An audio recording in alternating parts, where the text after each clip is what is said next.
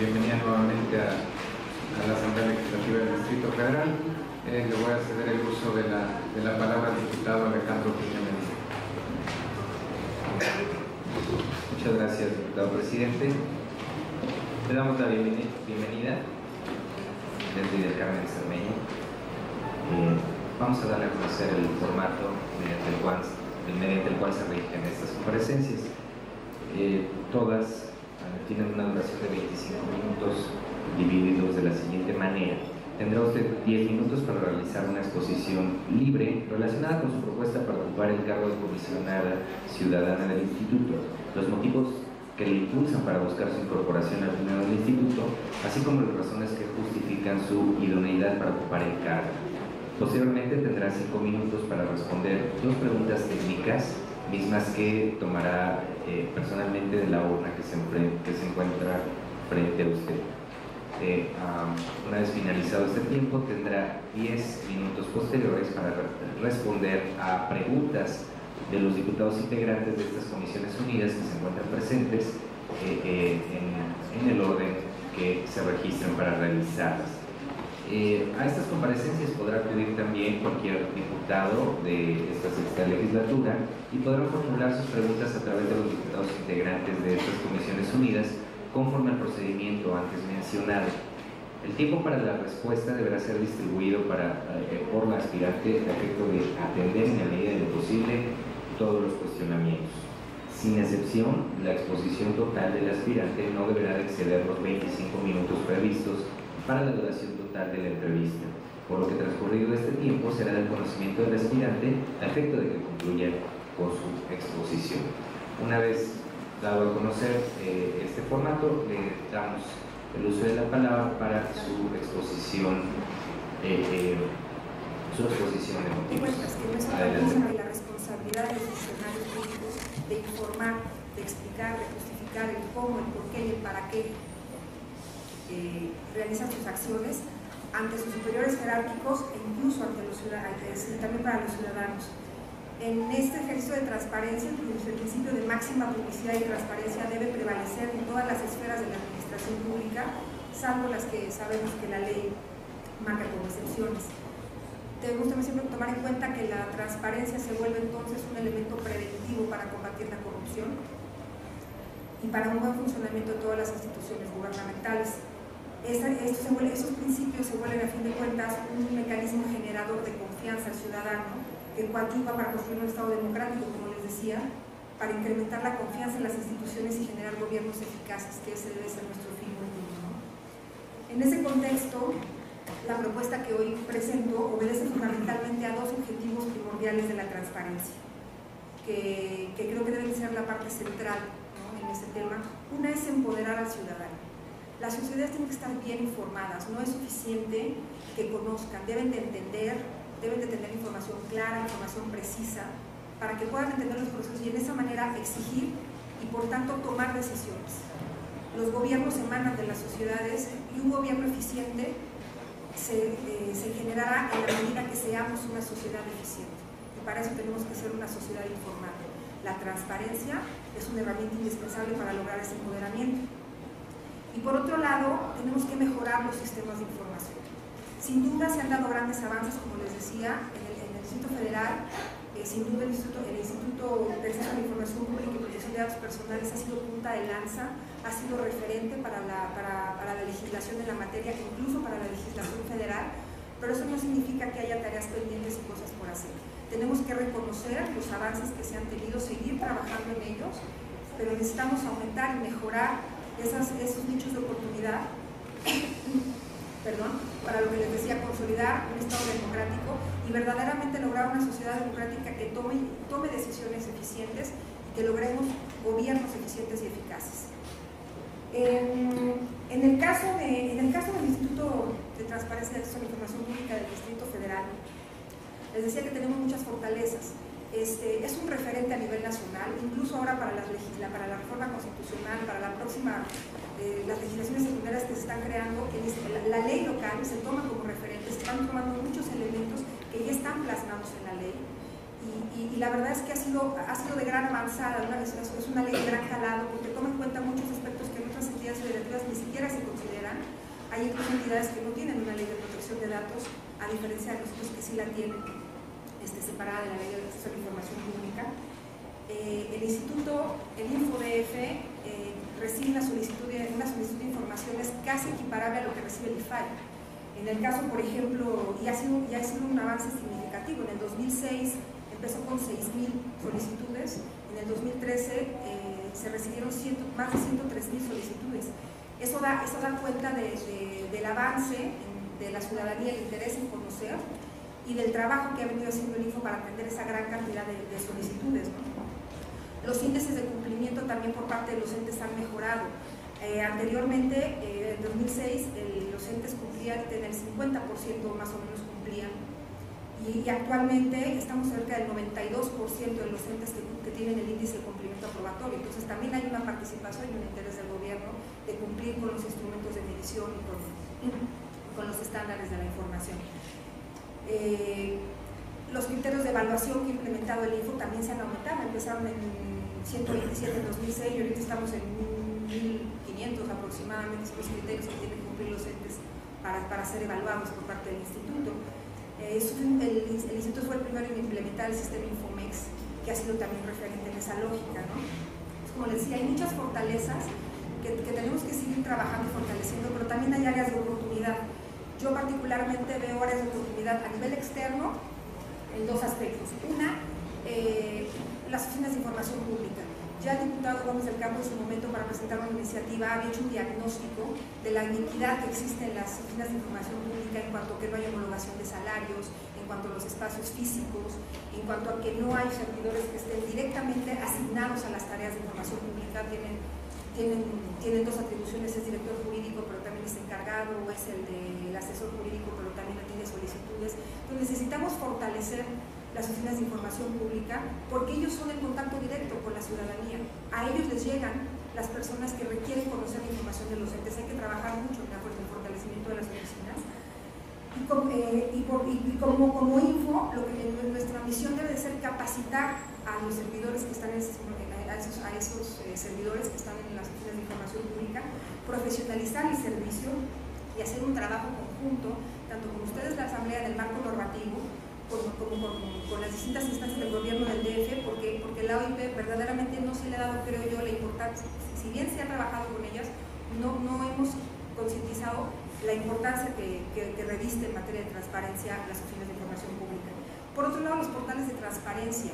Es una constante para los ciudadanos decir que los portales no son claros. Si efectivamente hay muchísimos criterios de evaluación que se toman en cuenta para la información pública que publican, lo cierto es que el ciudadano de a pie a veces batalla mucho para encontrar esa información pública.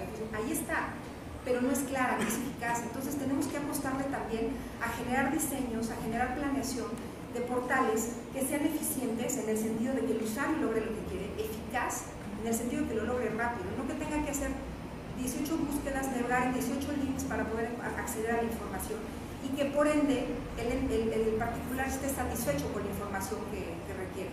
En la medida que más información esté en los portales y más satisfecho esté el usuario, seguramente tendremos menos recursos de revisión, porque entonces el ciudadano estará más satisfecho con la información a la que accede.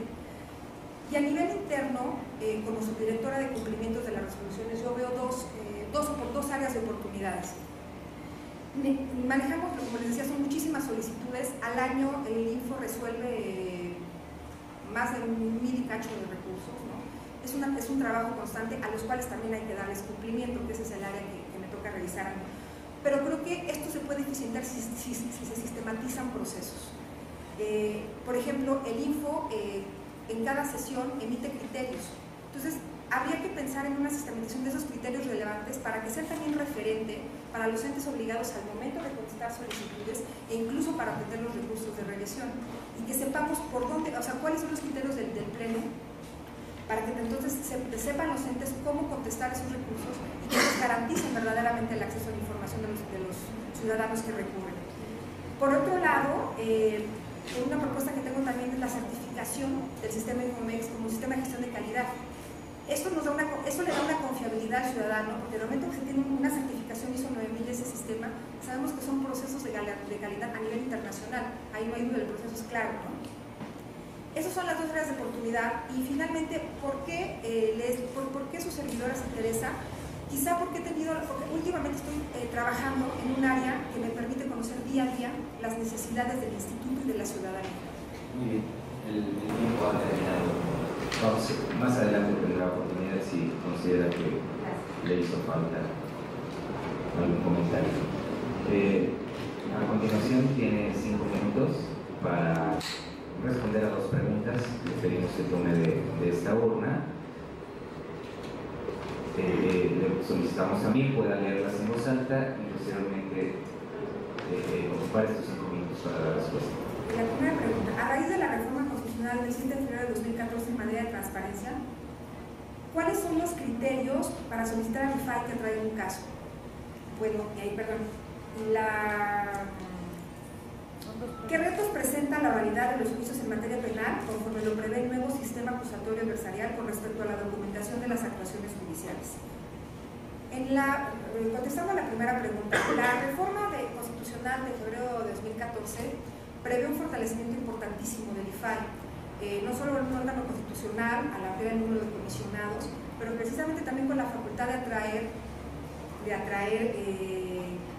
algunos casos en 2 aspectos. Una, cuando la relevancia del asunto lo amerite, y otra, plantea también la posibilidad de que el ciudadano pueda recurrir en una segunda instancia, que en este caso es el IFAI, las resoluciones del Pleno del Instituto de Acceso a la Información Pública del Distrito Federal, del InfoDF.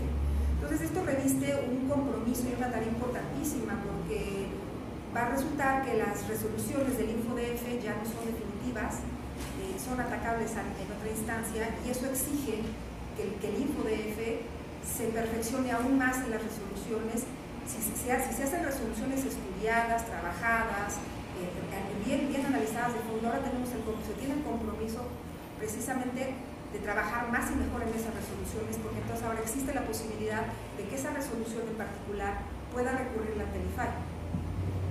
De ahí la importancia que tengamos que fortalecer muchísimo el tema de recursos de revisión del área jurídica y la resolución de recursos en el InfoDF. Y atendiendo a la segunda pregunta, ¿qué retos presenta la oralidad de juicios en materia penal? Yo soy una convencida, a título personal creo que la oralidad garantiza confianza, genera confianza. La posibilidad de tener un juicio abierto donde se tenga en ese momento que se planteen las pruebas, que se presenten los alegatos, las acusaciones, y que se tenga ahí presente la posibilidad de los medios de defensa, genera sin duda un estado de mayor confianza en las instituciones del ciudadano. Hoy día, y eso es innegable, que la percepción que se tiene en la ciudadanía de la impartición de justicia, pues siempre tiene un dejo de oscuridad. No se sabe cómo resuelven los jueces, no se sabe qué criterios tomaron, no se sabe qué pruebas se valoraron. Y este sistema penal hoy día, si bien tiene avances, lo cierto es que no deja siempre satisfecho al ciudadano. Yo creo que la oralidad de los juicios brinda mayor celeridad, garantiza de una manera más eficaz el proceso y sin duda acrecenta el nivel de confianza de la ciudadanía y acrecenta también la confianza en las instituciones. Muchas gracias por sus respuestas. Tenemos oportunidad de las diputadas y diputados presentes de realizar sus cuestionamientos. En primer lugar, tenemos a la diputada Gabriela Salido.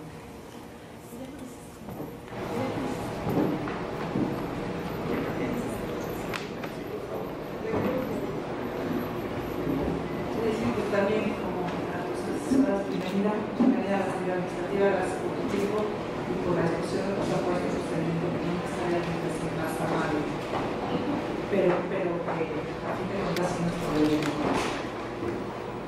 Estabas mencionando, y lo mencionas en tu ponencia, referente a los criterios para resolver por parte del InfoDF, pero yo te preguntaría respecto a las principales diferencias que presentan las propias oficinas de información que también lo vemos para cumplir con las resoluciones que dicta el InfoDF.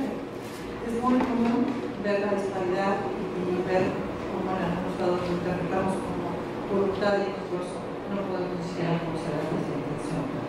Entonces quisiera conocer cuál es tu opinión respecto a estas diferencias y respecto a las diferencias sobre las respuestas de las asociaciones a los mismos recursos de revisión, y también cómo puede el INFODEFE contribuir para mejorar esta situación. Claro que sí. Vamos a hacer el paquete de preguntas y al final le daremos el tiempo para responder a todas sus preguntas.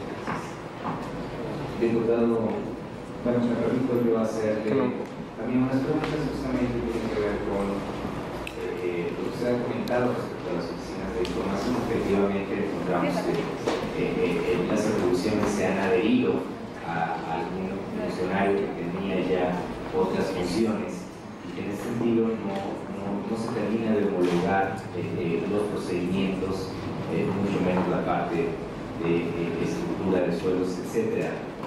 ¿Cómo se podría abonar desde el INFODEFE para ello? ¿Es necesario descentralizar esta función a través de una reforma de la propia estructura del INFODEFE? ¿Qué opinión tiene de ello? Y por otro lado, plantea también desarrollar una plataforma informática. ¿Cómo se puede llevar a cabo esto con tantas dependencias, con tantos órganos que están obligados a dar información? ¿Cómo se puede construir una plataforma informática que pueda ser más accesible a los ciudadanos? ¿Qué opinas de ella?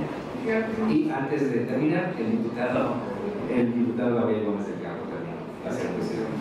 En tema de cumplimientos, ¿qué opinaría en el caso en el que el INFODEFE tuviera la facultad para proporcionar de manera directa la información al ciudadano y no la tuviera que remitir de nueva cuenta al ente obligado? ¿Qué opinaría usted? ¿Cree que sería viable que no? Muchas gracias. Ahora sí, tiene 10 minutos. Todavía no. Perdónenme, la diputada Ana Julia Hernández también desea hacer un cuestionamiento. Sí, no. Bienvenida, licenciada Alicia Sendino. Bienvenida a este ejercicio democrático y transparente. Un solo cuestionamiento, porque es muy sencillo, pero me sacan algunas dudas con respecto a la opinión de algunas compañeras que la antecedieron, porque ellas mostraron en sus argumentos una evaluación sobre que sobre el 18% de la comunidad conoce o sabe del INFODEFE. Claro, hay una aceleración y quisiera su opinión sobre los resultados en materia de transparencia de los entes obligados, que nos genera un indicador de gobernabilidad, así lo estamos viendo, pero no sé qué opinión le merezca que solo el 18% de la comunidad sepa de info y nosotros lo atribuyamos a un indicador de gobernabilidad. Creo que ahí hay una incongruencia, pero me gustaría saber su opinión. Las preguntas de la diputada han salido. Con respecto a las OIPs, insisto, sin duda hay una gran disparidad. Tenemos titulares de la información pública que ganan desde 6,000 pesos hasta 100,000 pesos. Hay oficinas de información pública que tienen tres servidores públicos atendiendo y a lo mejor reciben al mes 600 solicitudes, y hay otros entes que reciben 3, 4 solicitudes y son 10 personas. Entonces, efectivamente, bueno, el número de solicitudes va a depender del interés del ciudadano, pero yo creo que hay requisitos mínimos básicos que tenemos que considerar. Además de que debemos de considerar la suficiencia presupuestal para espacios físicos. Hay dos cosas que creo que son fundamentales aquí. Bueno, una, el tema insisto, presupuestalmente hablando, yo creo que tenemos que trabajar en conjunto también con la Asamblea Legislativa, con el GDF, el Instituto, para definir los requisitos mínimos, que en este caso tienen que ser una homologación de sueldos, que las oficinas de información pública estén en la estructura, porque hay la mitad de los entes, hay veces que su oficina de información pública ni siquiera pertenecen a su estructura organizacional. Entonces el titular es una persona por honorarios, en fin, o sea, ahí tenemos muchísimo talento que es lo que tenemos que homologar. Y creo que algo muy importante, bueno, son dos cosas muy importantes. importantes es definir un perfil de puesto, porque los responsables de información pública a veces es un puesto que no tenían a quién dejar y asignar a una persona porque estaba libre ese puesto y resulta que el titular es un arquitecto, por ejemplo, ¿no? Que no tiene conocimientos. La permanente rotación del personal, sobre todo en las delegaciones, por ejemplo, hace que la curva de aprendizaje sea permanente. Todavía no acaban de aprender cuando ya tienen que cambiar y llegan personas nuevas y otra vez hay que capacitarlos y otra vez tienen que enseñar, y entonces la capacitación se queda en el nivel teórico. Sí toman cursos de la ley de transparencia y la ley de datos y ética, pero en el día a día, al menos en mi experiencia, me doy cuenta que las gentes me dicen cómo hago una prueba de daño porque nadie me enseñó cómo hacerla para justificar la reserva de la información, cómo computo los plazos, o sea, preguntas tan básicas como esas. Pero eso lo da que hay una rotación muy grande de personal en las fines de información pública y la curva de aprendizaje pues es constante. No llegamos a esa cima de la curva para que entonces nos desarrollemos permanentemente con un conocimiento amplio. No digo de todas, pero sí hay muchas oficinas de información pública. ¿Qué se puede hacer desde el Info? Capacitar más y capacitar mejor. Insisto, hay mucho trabajo de capacitación en el Info, eso sin duda, pero necesitamos perfeccionar cursos más prácticos, cursos forenses, lo que les decía. Toman cursos de la ley de datos, la ley de transparencia, pero no hay cursos tan prácticos para enseñar. Tengo aquí un recurso, vamos a hacer el ejercicio de cómo lo atiendes, cómo lo resuelvo, cómo gestiono. Entonces necesitamos mejorar desde el Info los cursos que permitan tener un sentido práctico a las OIPs de cómo atender las solicitudes y cómo resolver los recursos de revisión, sobre todo en materia de cumplimientos, porque el no cumplimiento de las resoluciones puede dar vista primero a una vista superior jerárquico y en última instancia una vista contraloría que ningún ente quiere tener por incumplimiento, ¿no?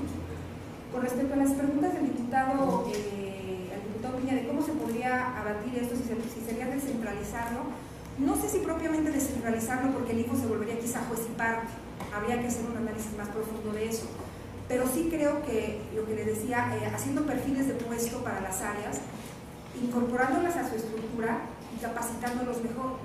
De esa manera tendríamos gente más profesional y además con experiencia en materia de transparencia, porque insistimos, si colocamos como titular al asesor, al director jurídico, porque tengo idea o porque vamos a estar siempre con la constante de que la transparencia y que la necesidad del ciudadano de informar siempre les va a ganar, siempre les va a ganar. Con respecto a la plataforma informática, dentro del Info, insisto, la carga de trabajo es importantísima y particularmente los recursos de revisión. En solicitudes de información existe el sistema Infomex, que es una plataforma muy útil, que es una plataforma ya generalizada, ya aprobada, pero por ejemplo a nivel de recursos de revisión lo hacemos en la vieja escuelita y entonces tenemos la base de datos en Excel y entonces tenemos los archivos en papel y entonces el libro de gobierno. Toda esa información, creo que en la medida que la digitalicemos y generemos una plataforma informática, podemos garantizar el tema jurídico, el tema de los recursos de revisión, que independientemente quién sea el funcionario que esté a cargo, quiénes sean los comisionados que presidan, quiénes seamos las personas que estamos utilizándolo, sea una información útil, que un comisionado a la hora de resolver tenga acceso inmediato al recurso, sin tener que ir a pedir el expediente físico. O sea, esa plataforma nos permite tener a la mano la información eficiente de cómo se han resuelto otros recursos, tomar los antecedentes como hechos para resolver y eficientar también la toma de decisiones del Pleno en materia de recursos. Y finalmente, con respecto a la pregunta de la diputada Hernández, efectivamente, o sea, aunque se ha hecho trabajo importante, solamente el 18% nos conoce. Quiere decir que más del 80% no sabe qué es el InfoDF. Hay gente que me pregunta, ¿a mí dónde trabajas? ¿Y qué es eso? Es como el IFAI, pero en el DF. Ah, bueno, más o menos. Y hay otros que no importa, de todas maneras no lo conocen. Creo que el trabajo es capacitar, insisto, pero tenemos que llegar más profundo, diputada. Tenemos que acceder a una capacitación, a un conocimiento en las escuelas. Tenemos que apostar a insertar la transparencia como un derecho fundamental y exigible en los niños. No podemos esperarnos nada más a que los entes se capaciten, a que los servidores públicos nos capacitemos. Tenemos que permear en la sociedad, pero para lograr eso tenemos, creo yo, que empezar desde abajo y tenemos que generar políticas y decisiones de manera que la transparencia, el derecho a la información y la protección de datos personales se arraiguen en los pequeños, así como los niños saben hoy que tienen derecho a que sean protegidos, a que no se les maltrate y en fin, una cantidad de derechos, tenemos que arraigar en los menores el derecho a exigir información, el derecho a informarse y el derecho a proteger sus datos personales. Desde ahí lo que tenemos que empezar. Con esto damos por finalizada esta entrevista. Una vez que